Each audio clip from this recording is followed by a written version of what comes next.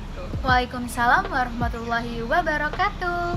Nah, sebelum kita dimulai nih, perkenalkan, nama aku Maya Yusnita, biasanya dipanggil Maya, dari Prodi Ilmu Pemerintahan 2019. Nah, selanjutnya kenalin juga nih teman aku yang di sebelah nih. Halo, nama aku Fatia Salsa Agavisti. Aku dari Ilmu Pemerintahan angkatan 2019. Nah, sebenarnya kita tuh ngapain sih, Kak, di sini? Di sini tuh kita akan podcast tentang keuangan negara yang ada di UU nomor 17 tahun 2003. Nah, sebelumnya keuangan negara di Indonesia yang gimana ya, dikatakan efektif atau enggak itunya, kan ini lagi masa apa sih ini, Kak? Pandemi corona ya. Bener banget. Sekarang lagi corona ini, guys. Nah, kalau di corona ini ada banyak tuh ya berita yang memberitakan banyak perekonomian di Indonesia kayak gimana di lajunya di pandemi corona ini. Nah, menurut Kak Salsa nih, keuangan yang ada di Indonesia selama pandemi itu bagaimana? Jadi menurut saya sendiri ketika pandemi saat ini perekonomian di Indonesia itu bagaimana? Menurut saya itu kurang stabil. Karena apa? Banyak sekali terhambatan perekonomian pada saat COVID ini. Contohnya saja kayak misalnya banyak orang yang di PHK dan mereka tidak mendapatkan pekerjaan. Banyak juga misalnya kayak mata pencarian seperti pariwisata dan juga kayak kuliner gitu banyak juga terhambat, dan itu menjadi salah satu kegagalan yang kurang stabil di dalam keuangan negara pada saat COVID-19 ini, guys. Nah, jadi gini teman-teman, kalau menurut Kak Salsa nih ya, perekonomian yang terjadi saat ini di masa pandemi itu memang kurang stabil. Gara-gara ya dari bidang perekonomian seperti perdagangan yang awalnya stabil-stabil aja, kayak orang perkantoran berangkat kantor biasa ya, Kak Salsa. Iya, bener banget. Nah, sekarang adanya PSBB, kemudian di bidang pariwisatanya juga sekarang banyak ada PSBB, jadi tempat wisata juga ditutup ya, begitu. Bener, kayak misalnya juga kayak bandara juga ditutup dan baru dibuka sekarang, persekolahan, perkuliahan itu banyak yang ditutup juga, guys. Jadi ya misalnya kayak kita juga bayar dan kita tidak menggunakan fasilitas itu, ya sama aja kayak masuk dalam kerugian kita juga dong. Ya tidak, benarkah itu Kak Maya? Iya, betul juga guys, seperti itu. Nah, juga wisatawan yang datang juga berkurang gara-gara tempat wisata juga ditutup begitu. Nah, kemudian menurut Kak Salsa, perekonomian yang tidak stabil ini, apakah itu ada keterkaitannya dengan UU yang akan kita bahas nanti, tentang UU nomor 17 tahun 2003 yang mengatur tentang keuangan negara. Nah, menurut Kak Salsa itu keterkaitannya seperti apa? Ya guys, jadi sebenarnya ada juga berhubungan dengan UU nomor 17 tahun 2003 ini terhadap pandemi COVID saat ini. Karena apa? Banyak pengeluaran negara sepertinya kayak bantuan-bantuan gitu yang disalurkan oleh kayak di pedalaman juga atau di berbagai sekolah dan juga kampung-kampung gitu, ya, terutama di bidang kesehatan. Nah, benar banget itu. Soalnya pada saat ini kan lagi membutuhkan banget yang namanya obat, yang namanya APD, yang namanya APD itu banyak sekali harus mengeluarkan biaya yang cukup besar. Jadi kalau menurut saya itu sangat berpengaruh di dalam UU nomor 17 tahun 2003 ini, guys. Jadi begitu.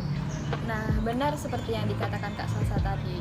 Kemudian tuh ini, dari tadi tuh kita menyebutkan UU nomor 17 tahun 2003, teman-teman. Nah, sebenarnya keuangan negara menurut UU nomor 17 tahun 2003 sendiri itu bagaimana sih menurut Kak Salsa? Ya, menjawab sesuai dengan yang tertera yang ada di UU nomor 17 tahun 2003 ini, yang berisi tentang keuangan negara, aspek-aspek yang terlihat mulai dari tingkat pusat sampai dengan juga daerah, guys. Maksudnya itu.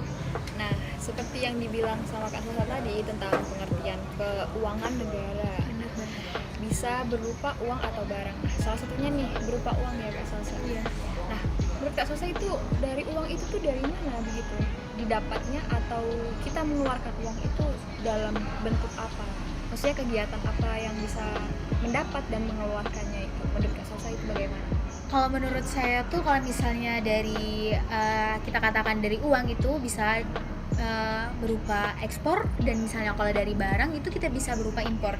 Nah, kalau dari barang itu impor maksudnya gini loh, banyak kan sekarang anak-anak muda tuh yang kayak keluar negeri buka just tip atau buka Betul. misalnya apa namanya nih, penitipan barang gitu kan, otomatis ya kita kan mengimpor barang dari sana, yaitu salah satunya kalau dari barang sih kalau menurut saya seperti itu. Nah, ini tadi dari jawaban Kak Salsa lagi nih, Ya, mengenai apa tadi, just tip ya, Iya, yang bisa mendukung adanya dari luar negeri ya, berarti mendukung adanya impor barang ke Indonesia. Nah, kalau dari pengalaman Kak Salsa sendiri mengenai Kak Salsa pernah menggunakan jasa titip itu, bagaimana menurut Kak Salsa?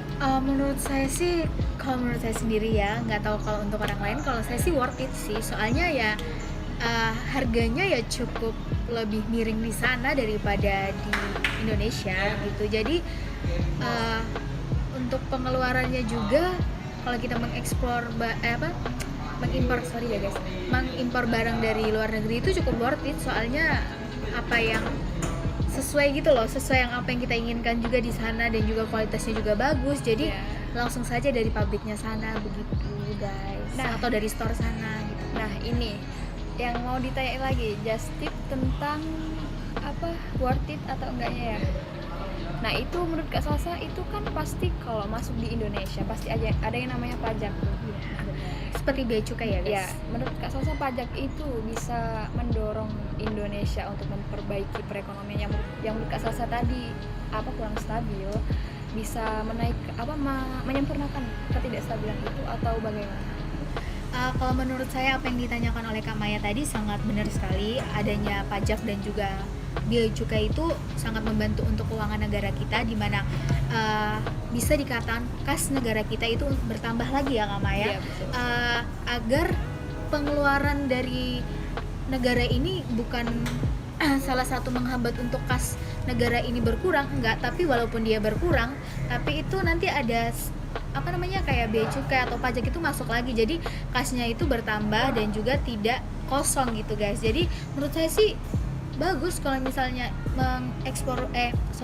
mengimpor barang dari luar negeri itu ada pajaknya dan juga masuk di kas negara kita. Nah, nggak berasa ya Kak Salsa, Iya, kita udah di berbincang penghujung acara podcast kita ini. Kita membahas tentang keuangan negara, apa aja itu keuangan negara yang di dalamnya, lalu kemudian yang faktor pendukung untuk memperbaiki keuangan yang ada di Indonesia ini gara-gara masa pandemi ini ya. Iya, benar banget. Nah, mungkin cukup sekian ya Kak Salsa dari kita nih. Iya, kalau misalnya ada kekurangan di dalam podcast ini, sorry dan Iya. mohon maaf ya guys. Dari kita Berdua. iya, pamit undur diri dan cukup sekian dari kita. Wassalamualaikum warahmatullahi wabarakatuh.